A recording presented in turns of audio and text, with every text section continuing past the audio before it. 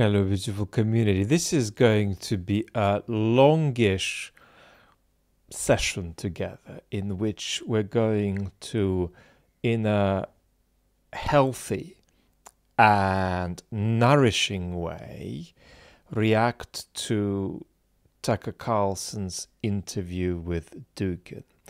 What we'll do is actually start with a meditation on intellectual charlatanism that is really important and is of universal applicability for us, right? We can apply it on a high level to dangerous, destructive characters. We can also apply it to much more benign, unconstructive characters we encounter who don't threaten things much, but can usefully be categorized like this. So meditation on charlatanism among intellectuals, followed by a concentration of what Dugin would have said if he spoke good English, and why that has a modicum of interest and significance for us.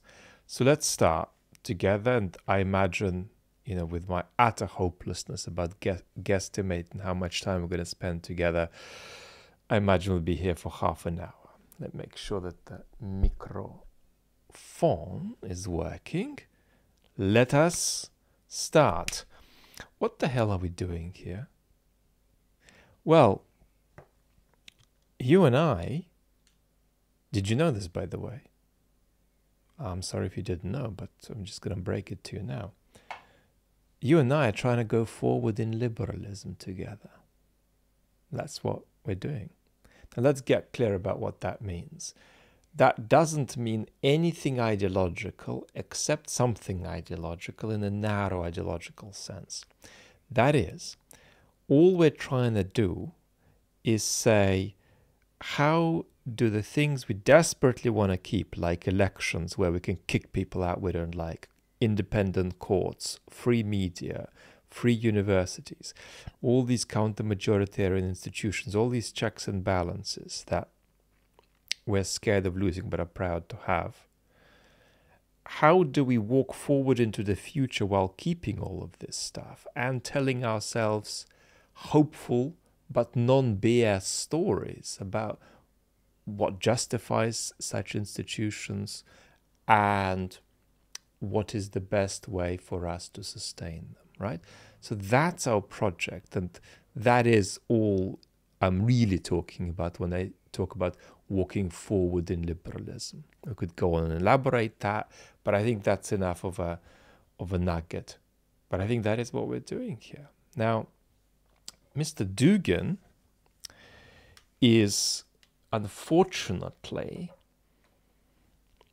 of a modicum of importance to us. Now, I get Dugin questions very regularly, but I tend to not answer them. I haven't much spoken about Dugin for perhaps a year, but I get Dugin questions very regularly, and I appreciate that curiosity about him. But what this is really about, in good part for us, is the fact that, unfortunately, while Putin thinks that Dugin is a clown, and Dugin has no influence over Putin, Putin and the circle around him are little by little moving to a place where Dugin is waiting for them.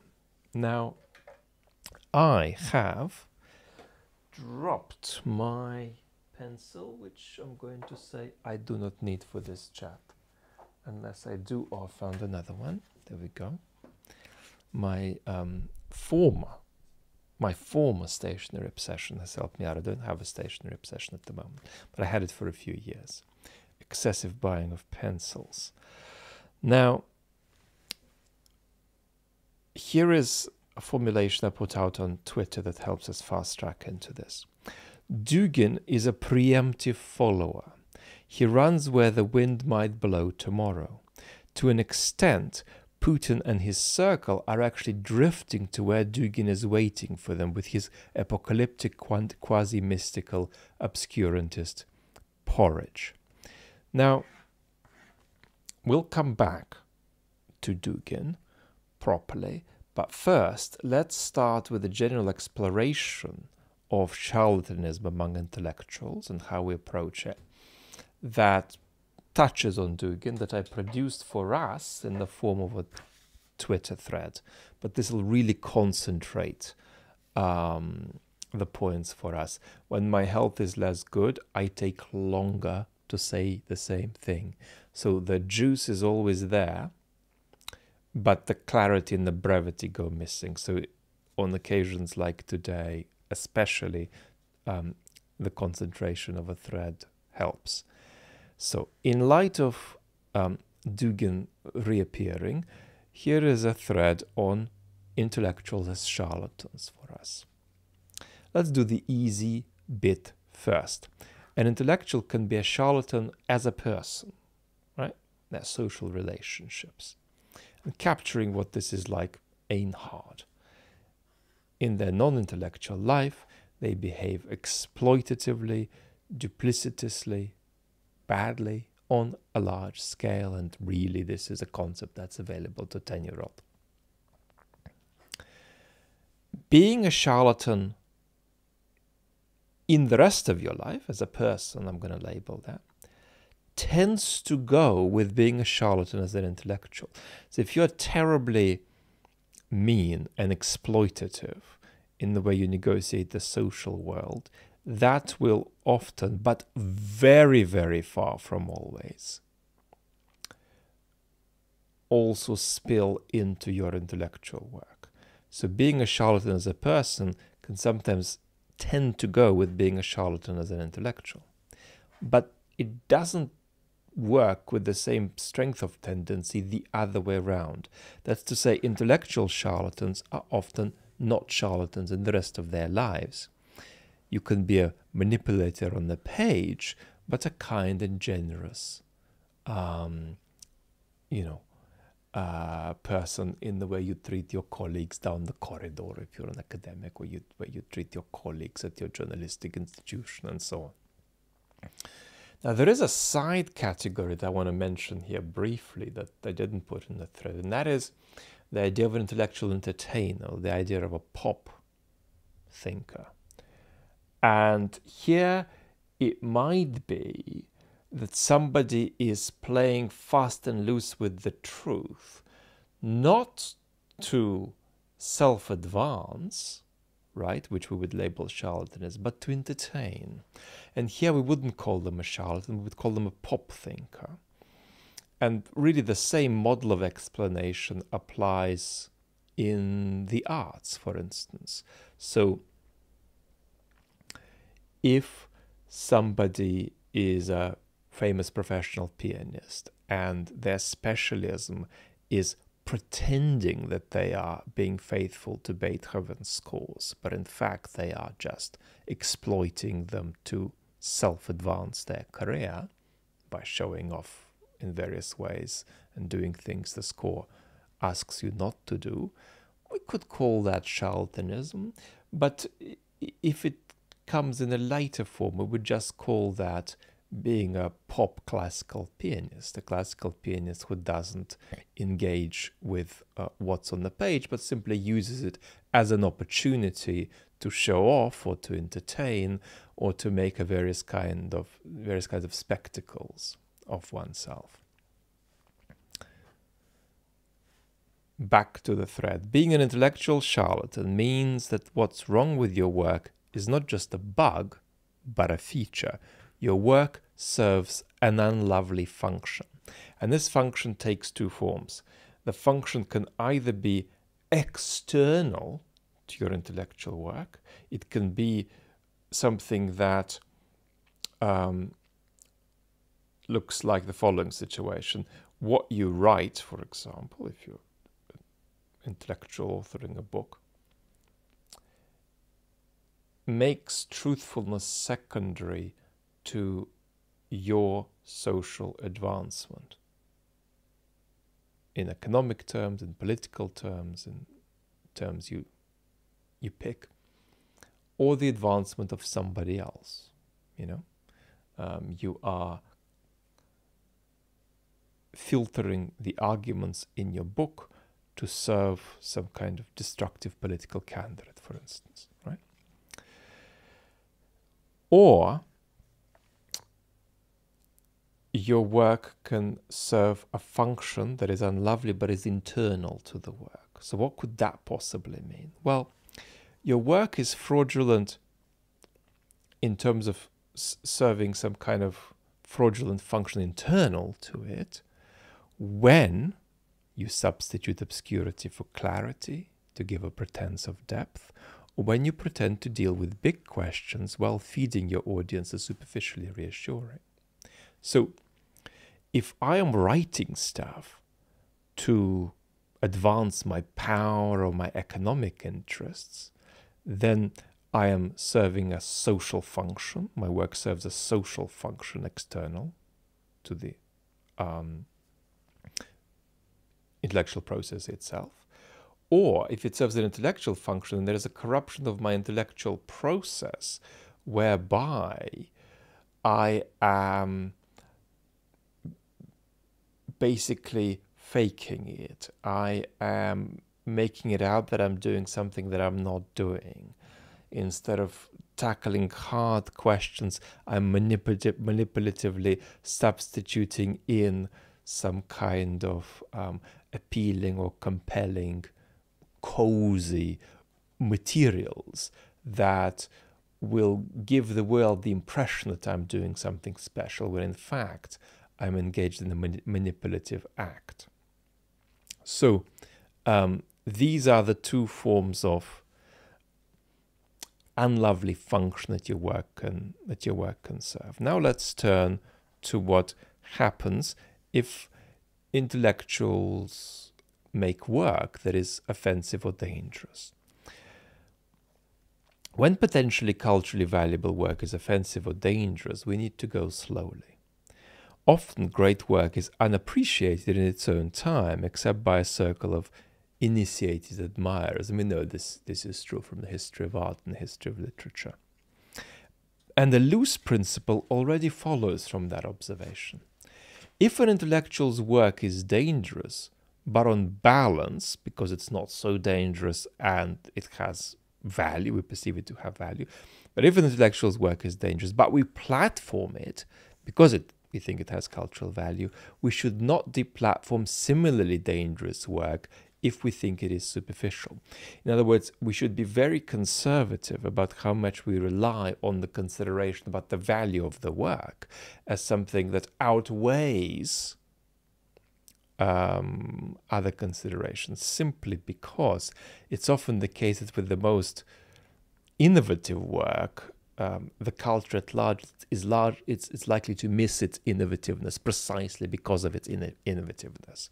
And that's why we should be careful here, and we should qualify our principles about what is too dangerous in a way that's not heavily dependent on the question of how much value, cultural value, we think the work has. What does dangerous mean? What if it advocates fascism? What if it centers the beauty of militancy, the glorification of a dictator, the destruction of a democracy, and return to a hierarchical order? What if it declares that opponents of such a project are enemies to be destroyed? Much should rest on how constitutive the incitement of violence is to this intellectual's work. At the lower end will be a disgraceful moment where 23 years ago they threatened violence in a side comment. At the highest end of the scale, they could have a book which may have threatened violence, and that book being surrounded by lots of ongoing commentary by them doing the same.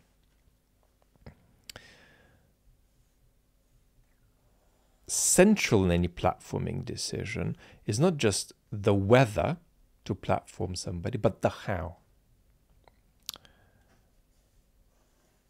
Some dangerous figures should be platformed, and indeed tendenciously we need to move to putting things in light rather than trying to obstruct them. So this is overwhelmingly my leaning. But some dangerous figures should be platformed, but only with a health warning and an appropriate critical light. Now, a quick word on Dugin before many more words on Dugin. Uncritical platforming of Dugin is highly inappropriate. Dugin has engaged in genocidal rhetoric and is called for violence. With Dugin, there is a further question. How far is he an agent of an enemy state? And there are gradations here. Obviously, Dugin is not working for the Kremlin, but nevertheless, he, in some respects, operates within the Kremlin's orbit. He sets a scene for the Kremlin. There's a little bit of organic reciprocity between the kinds of intellectual pools Dugin swims in and what happens in the Kremlin and so on. So he certainly also legitimates the Kremlin in various ways.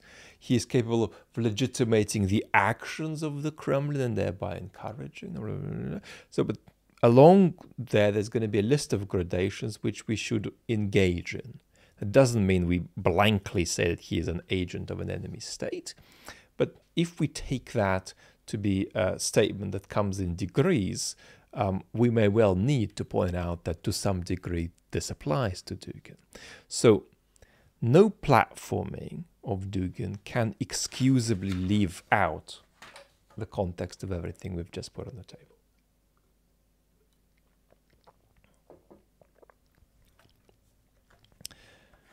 The Carlson interview, which unfortunately I've had to watch, and you don't need to watch it if you haven't, and I'm going to give you a summary of it that's going to be more articulate than Dugin's own. It's a great awakening interview, and the great awakening for Dugin is a kind of organic global opposition to the perpetuation and resuscitation of the malign forces as he perceives them of globalization. Who is on board with this movement? Trump, all supporters of multipolarity, China, Russia, all agents of multipolarity, and all countries who are detaching culturally and economically from the West. At the root of the problem is liberal modernity and the inexorably destructive false pattern of liberation implicit in liberalism. Currently, the central mode of liberation in the West is gender liberation, as Dugin perceives it. I won't even get into how Dugin has literally no clue what he's talking about here. And yet he literally couldn't describe a trans person's experience if he tried. But currently he claims we are possessed by gender liberation. And next we will be possessed by transhuman liberation. That is the inevitable next step as he sees it.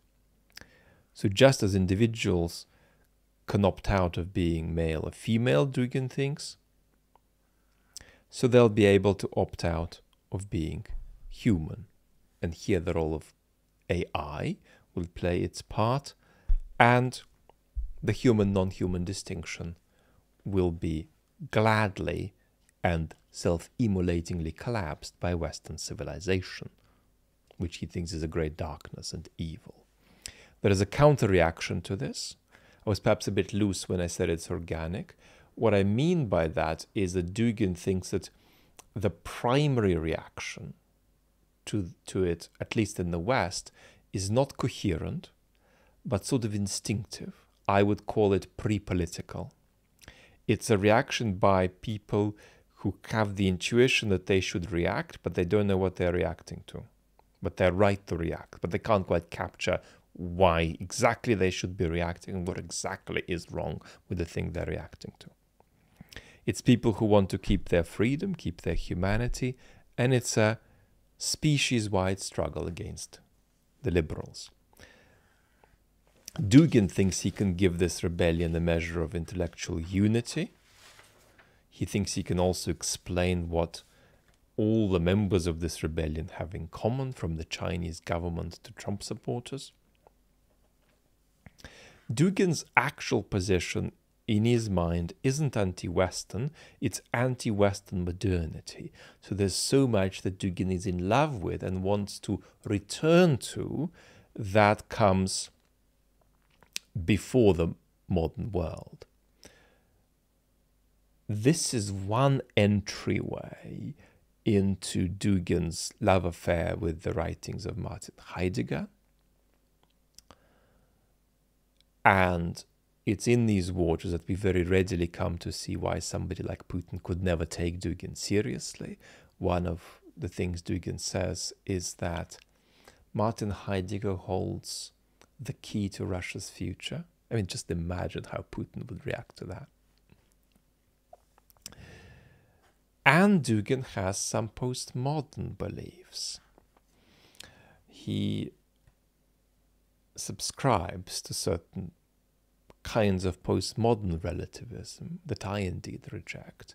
So he is rejecting, he thinks, certain central features of Western civilization, but not all features of Western civilization. He likes the pre-modern West, and he likes indeed those bits of the modern West that are challenging the modern West. He is to some degree a fan of the modern West's sort of auto-critique of itself. Now, is there anything in this mess that Dugin gets right? Because I'm not even criticizing this. I mean, the idea that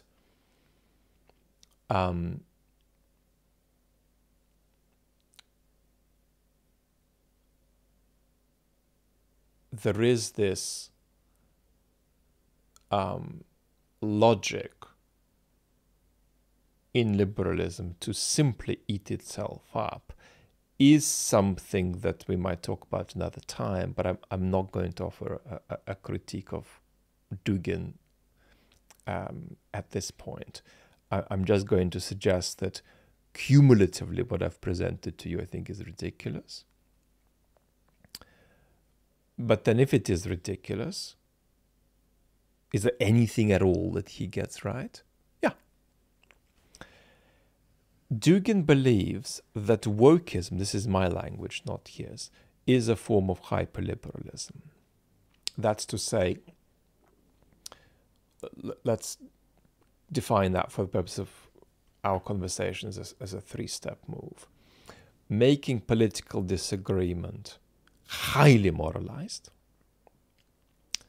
making political disagreement an expression of identity, 2, and 3, demanding that institutions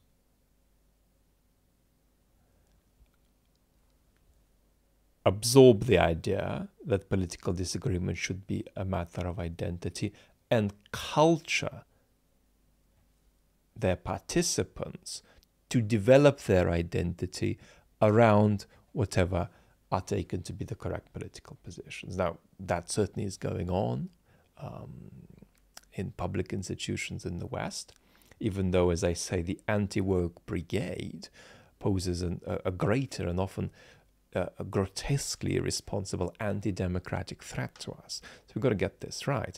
But insofar as the excesses of identity politics, hyper-identity politics, are a form of liberalism gone mad, Dugin has a point. That's to say, Jordan Peterson is wrong to think that hyper-identity politics is a left thing. No, it is a liberalism in hyperdrive or a liberalism in reverse. The second thing that I think Dugin gets right is that the reaction to globalization is a thirst for agency right? A thirst for somehow feeling that you can fit into this world, that it's not passing you by and working against you, as opposed to some kind of irrationality produced by exposure to propaganda or just ignorance. And obviously, the reason I mention this isn't to just give credit to a guy whose fascist credentials we'll analyze in a moment, but to point out how humiliating that is for us. That this intellectual charlatan has more clarity about these couple of points than most of the Western commentators do. Now let's look at Dugin's fascist credentials. It's a very central position of Dugin's that he wants to get past fascism, communism, and liberalism. He takes liberalism to be more dangerous than fascism and communism because it's the currently dominant ideology. Now, I won't give the analysis now, but I don't think Dugin's argument that he gets beyond contemporary ideologies succeeds. And because of that, what happens is that he has this situation where he just ends up falling back into something that we might arguably categorize in terms of fascism. Whether Dugin is a fascist is an interpretive issue. If fascism exists at all as an ideology, then Dugin embraces its central facets. Now, I'm not saying that fascism might not exist as an ideology. I'm saying that ideology might not exist as a thing. And I certainly think ideology does exist as a thing. But it seems to me that that point is at least controversial to some extent. It's not obvious. I think there are two really important senses of ideology. I will be talking about them another time, but I want to recognize that the world doesn't go on as though I am obviously right. For instance, if ideology is to be anything at all, it does need to be more than just the political views somebody has. But much empirical social science just treats ideology as political views, which is to say it goes on as if ideology is not a significant concept, even though it produces work around ideology. And we'll be talking more about all of this, but I want to acknowledge that there's stuff out there that goes on as though ideology is just a fairly a word of fairly concept of fairly limited use that just describes things we can capture with other words easily. Now, if fascism exists at all as an ideology, then Dugin embraces its central facets. His own argument is that he transcends contemporary ideologies, but if his argument fails, then I think he lands back in fascism. Let's do it like this. I'm going to list to you some features of fascism, and we'll come back to those because Jason Blakely, a colleague of the younger generation, has written an excellent book about ideology with an excellent chapter on fascism. We might get him on to talk about it. But let's list some conventional features of fascism.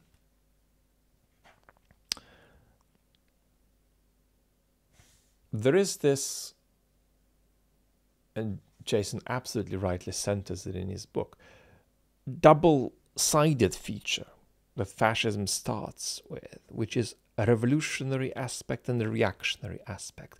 The reactionary aspect says we're going to return to a past hierarchical order, to an order that's from the real past, from the imaginary past. And that's the reactionary element. We're going to break democracy and return to a past hierarchical order. But there is also a revolutionary element to fascism that is very much in tension with this first element, and that is we're going to have a new regime that is unlike anything we've had before. So there's a kind of orientation toward an unprecedented future and a great deal of ethical and political nostalgia about a past that typically never was. So this reactionary and revolutionary element. Dugin clearly has both. Even some of what we've said has already demonstrated that. There is a politics of enemies. That's to say, everybody who doesn't buy into your project, you regard as an enemy to be dealt with. That's Dugin's position. And he often expresses it in all kinds of unlovely terms I won't parrot now. There is an aesthetization of brutality, militancy, violence, often as a function to achieve politicization, right? So you model this aesthetically shiny way of being so that people want to step into it. That's Dugin's output, especially since 2022. There is the cult of the leader, and embarrassingly, Dugin hasn't just done this with Putin, he's even tried it with Prigozhin. We have a chat about how Dugin thought Prigozhin symbolized the soul of the country until he had to backtrack. The centrality of the state, right? And of course this politicization, which you just mentioned, the absorption of the people into being at one with their leader in a kind of very visceral, very somatic way. Now, I've probably given you something that is a very important part of this fascist ideological wash, right? It's absolutely not a definition. You're not going to have a definition of an ideology that people experience as part of their sort of purposive negotiation of the political world. And all of these features are only going to be connected in the mode of family resemblances, not as some things that are analytically and definitionally linked. But I've probably given you, let us call it 62.1% of this cultural wash of fascism. And at least on this alone, it's a 100% tick rate for Dugin. Right? So either Dugin's story about how he transcends fascism, even though he looks like he's right in it, works, or it doesn't. I can't analyze that story in a brief half-an-hour conversation. I need 3 hours. But, well, either 3 hours or 30 seconds, to be honest. But short of doing that, I'm just sharing my personal conclusion that that story doesn't work for him. And it must. Because it's only via that story he gives of transcending contemporary ideologies that he can say, hey, it looks like I buy into all of these features of fascist ideology. But that's only if you understand ideology, the ideological possibilities out there in this constrained way. But once you get beyond it, you'll see that it just looks like that, but I'm actually not.